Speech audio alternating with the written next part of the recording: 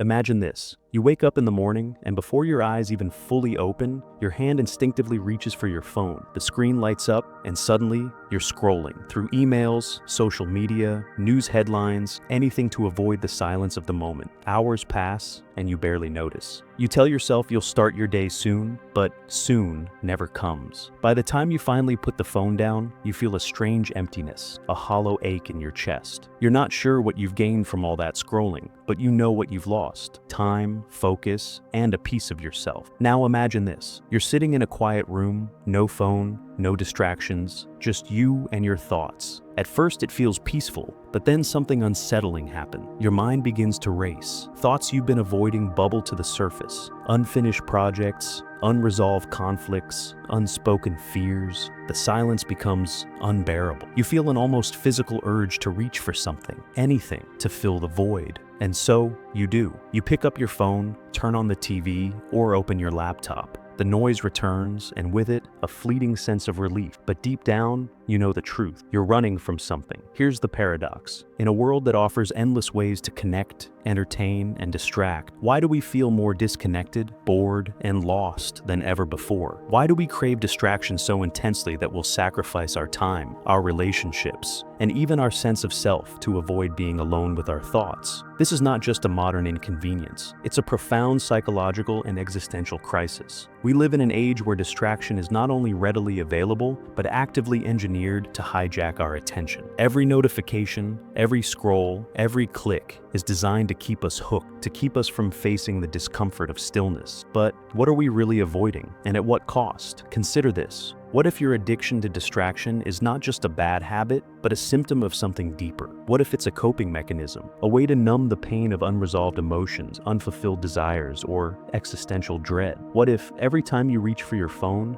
you're not just escaping boredom, but running from the very questions that could give your life meaning? The philosopher Blaise Pascal once wrote, "All of humanity's problems stem from man's inability to sit quietly in a room alone." At first glance, this might seem like an exaggeration, but think about it. How often do you sit in silence, truly alone with your thoughts? How often do you confront the big questions? Who am I? What do I want? What is my purpose? Without the noise of the world drowning them out? The truth is, most of us don't. We fill our lives with distractions because the alternative, facing ourselves, feels too daunting, too painful, too real. But here's the unsettling question. What are we so afraid of? What is it about silence, about stillness, that terrifies us so much? Perhaps it's the fear of confronting our own inadequacies, our failures, our regrets. Perhaps it's the fear of realizing that we've been living on autopilot, chasing goals that aren't truly ours, building lives that don't fulfill us. Or perhaps it's the fear of something even deeper, the fear of confronting the void, the existential abyss that lies at the heart of human existence. This is the great question we must confront. Why are we so addicted to distraction? And more importantly, what are we willing to do to break free? As we delve into this topic, we'll explore the hidden forces that drive our addiction to distraction, the psychological, philosophical, and societal roots that keep us trapped in a cycle of avoidance and escapism. We'll uncover the unseen consequences of this addiction, how it silently shapes our lives, our relationships, and our sense of self. And finally, we'll discover how to break free, how to reclaim our attention, our time, and our lives. But before we can find the answers, we must first confront the truth. We are not just victims of a distracted world. We are active participants in our own distraction. And until we face this truth, we will remain trapped in a cycle of avoidance, forever running from the very things that could set us free. So let's begin. Let's peel back the layers of this addiction one by one and uncover the hidden truths that lie beneath. The journey will not be easy, but it will be worth it, because on the other side of distraction lies something far more valuable: the freedom to live a life of meaning, purpose, and presence. Are you ready to face the silence? To understand why we're addicted to distraction, we must first confront a hard truth. Distraction is not the problem, it's the symptom. It's the bandage we use to cover a deeper wound. A wound that many of us are too afraid to acknowledge. This wound is not physical, it's psychological, emotional,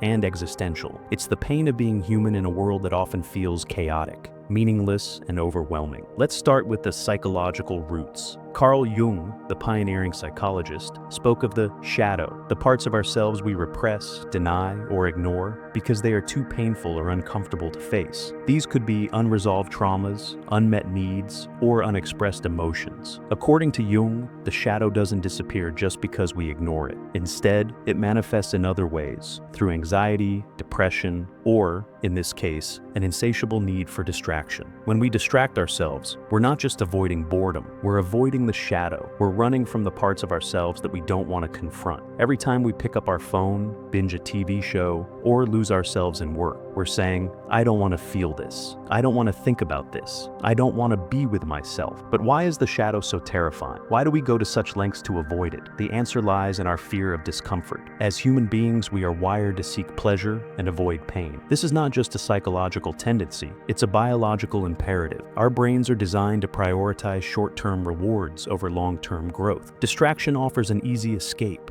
a way to numb the pain without having to do the hard work of healing. This brings us to the philosophical roots of our addiction. Friedrich Nietzsche, the philosopher who dared to stare into the abyss, once wrote, "When you gaze long into an abyss, the abyss also gazes into you." What Nietzsche understood is that the human condition is inherently fraught with tension. We are beings who crave meaning in a universe that often seems indifferent to our existence. This tension between our desire for meaning and the apparent meaninglessness of life is what existentialists like Jean-Paul Sartre called the absurd. Distraction, then, is a way to cope with the absurd. It's a way to fill the void, to create the illusion of meaning in a world that often feels devoid of it. But here's the catch. The more we distract ourselves, the more we reinforce the void. The more we avoid the discomfort of the present moment, the more we deepen our sense of emptiness. Arthur Schopenhauer, the philosopher of pessimism, saw this cycle clearly. He believed that human desire is inherently insatiable. We are always chasing something: money, status, pleasure, but no matter how much we achieve, we are never satisfied. Distraction in this sense is just another form of desire. It's a way to chase after something, anything, to avoid the pain of being still. But Schopenhauer also offered a way out. He believed that true peace could only be found by transcending desire, by learning to sit with the present moment without needing to fill it. This is easier said than done, of course. It requires a radical shift in perspective, one that challenges everything we've been taught about happiness and success. Now, let's consider the societal forces that amplify our addiction to distraction. In his prophetic novel, Brave New World, Aldous Huxley envisioned a society where people are kept docile and compliant through endless entertainment and distraction. Sound familiar? Today, we live in a world where attention is the most valuable commodity. Tech companies,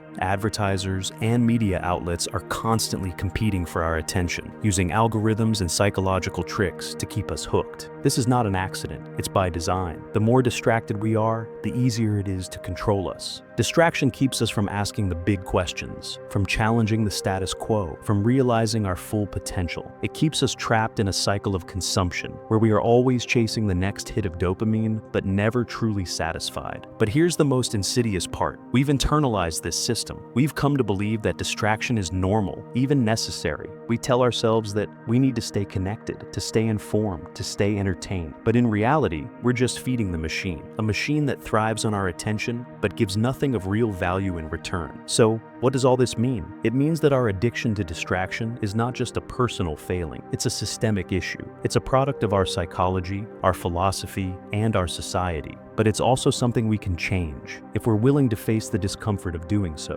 As we move forward, we'll explore the unseen consequences of this addiction, how it shapes our lives, our relationships, and our sense of self. We'll see how it keeps us trapped in a cycle of avoidance, and how it prevents us from living fully, authentically, and meaningfully. But for now, let's sit with this truth. Distraction is not just a habit, it's a reflection of our deepest fears and desires. It's a mirror that shows us what we're running from and what we're capable of becoming. The question is, are you ready to look into that mirror? If distraction were merely a harmless pastime, it wouldn't warrant the depth of exploration we're giving it. But the truth is far more insidious. Distraction is not just a way to pass the time. It's a thief, one that steals our attention, our presence, and ultimately, our humanity. The consequences of this theft are not always obvious, but they are profound. They ripple through every aspect of our lives, shaping our thoughts, our relationships, and our sense of self in ways we rarely stop to consider. Let's start with the most immediate consequence: the erosion of attention. Attention is not just a mental resource, it's the foundation of our experience. What we pay attention to determines how we perceive the world, how we relate to others, and how we understand ourselves. But in a world of constant distraction, our attention is fragmented, scattered, and shallow. We skim articles instead of reading them, scroll through conversations instead of listening, and multitask our way through life instead of being fully present. The neuroscientist Daniel J. Siegel describes attention as a mental spotlight. When we focus this spotlight, we can illuminate the depths of our minds, uncovering insights, creativity, and meaning. But when we let it flicker and fade, we're left in the dark, groping for clarity, but never quite finding it. This is the paradox of distraction. It promises to enrich our lives, but ultimately impoverishes them. Now, consider the impact on our relationships. Human connection thrives on presence, on the ability to truly see and be seen by another person. But distraction undermines this presence. How often have you been in a conversation where the other person was physically there, but mentally elsewhere? Their eyes darting to their phone or their mind wandering to some other concern. How often have you been that person? This lack of presence creates a subtle but pervasive sense of disconnection. We may have hundreds of friends on social media, but how many of them do we truly know? How many of them truly know us? The philosopher Martin Buber spoke of the difference between I-it and I-thou relationships. In an I-it relationship,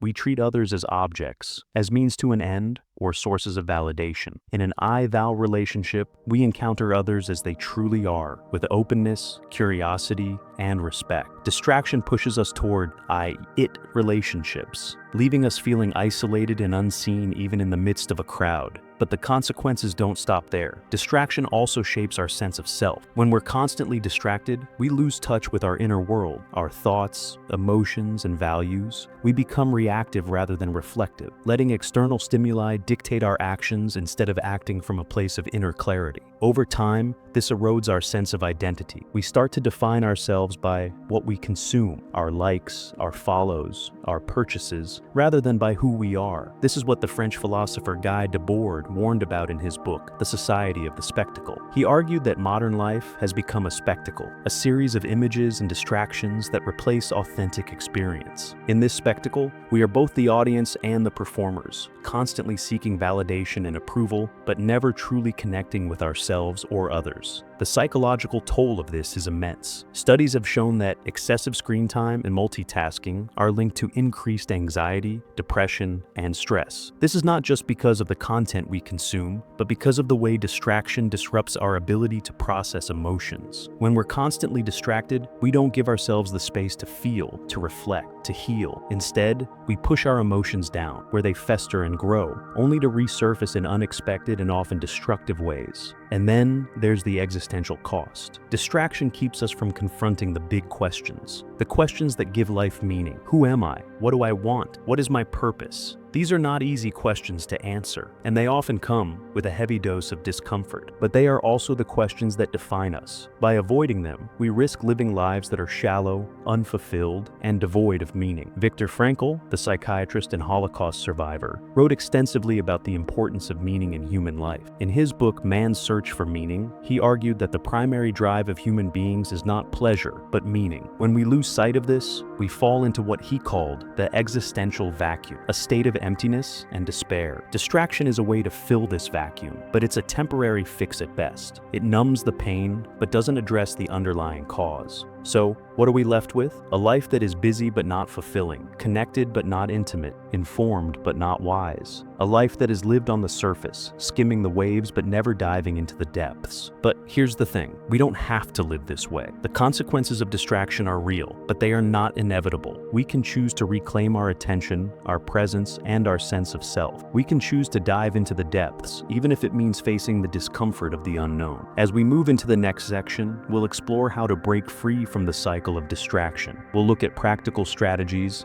mindset shifts, and philosophical insights that can help us reclaim our lives. But for now, let's sit with this truth. Distraction is not just a habit, it's a way of life, one that comes at a cost far greater than we realize. The question is, Are you willing to pay that cost? Breaking free from distraction is not just about putting down your phone or turning off the TV. It's about confronting the deeper forces that drive your need to escape, the fears, desires, and conditioning that keep you trapped in a cycle of avoidance. It's about reclaiming your attention, your time, and your life. This is not a passive process. It's a rebellion against the forces that seek to control you, against the habits that hold you back, and against the parts of yourself that resist change. Let's start with the most radical idea. Distraction is a choice. This might sound harsh, but it's also empowering. Every time you reach for your phone, every time you lose yourself in a Netflix binge, every time you procrastinate on a task that matters, you are making a choice. You are choosing comfort over growth, avoidance over presence, and noise over silence. But here's the good news. If distraction is a choice, then so is focus. You have the power to choose differently. You have the power to rebel. The first step in this rebellion is to cultivate awareness. You cannot change what you do not see. Start by observing your habits without judgment. When do you feel the urge to distract yourself? What triggers it? Is it boredom, anxiety, loneliness, or something else? Pay attention to the thoughts and emotions that arise in these moments. Are you running from something? Are you trying to fill a void? This kind of self-awareness is not easy.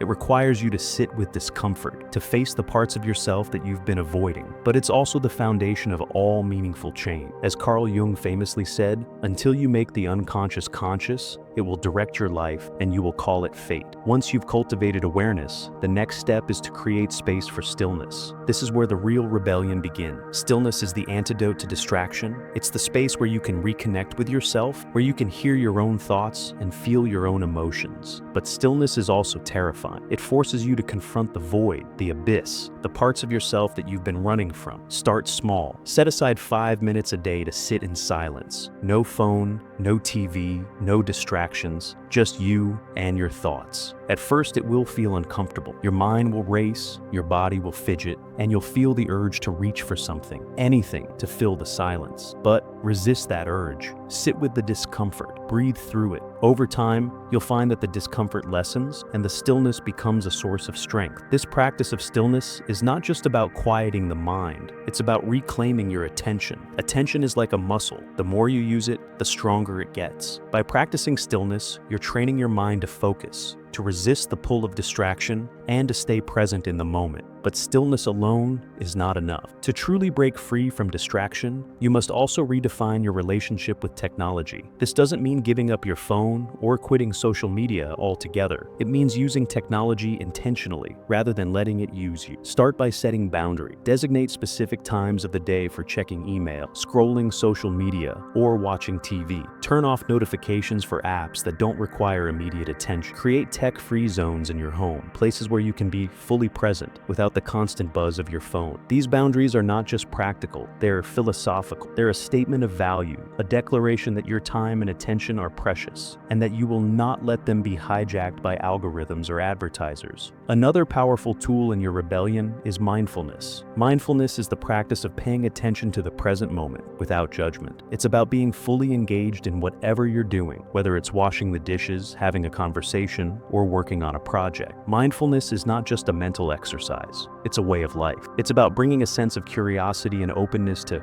every moment, rather than rushing through life on autopilot. When you practice mindfulness, you start to notice the beauty and richness of the present moment, the things you've been missing because you were too distracted to see them. But perhaps the most radical act of rebellion is to embrace discomfort. Distraction is a way to avoid discomfort, to numb the pain of boredom, anxiety, or existential dread. But discomfort is not the enemy. It's the gateway to growth. Every time you sit with discomfort, every time you resist the urge to distract yourself, you're building resilience. You're proving to yourself that you can handle the hard things, that you don't need to run from the void. This is not easy. It requires courage, discipline, and a willingness to face the unknown. But it's also where the magic happens. It's where you discover your strength, your creativity, and your capacity for change. As you embark on this rebellion, remember that you're not alone. Throughout history, there have been those who dared to break free from the distractions of their time, who chose presence over noise, meaning over comfort, and authenticity over conformity. They are your allies in this journey,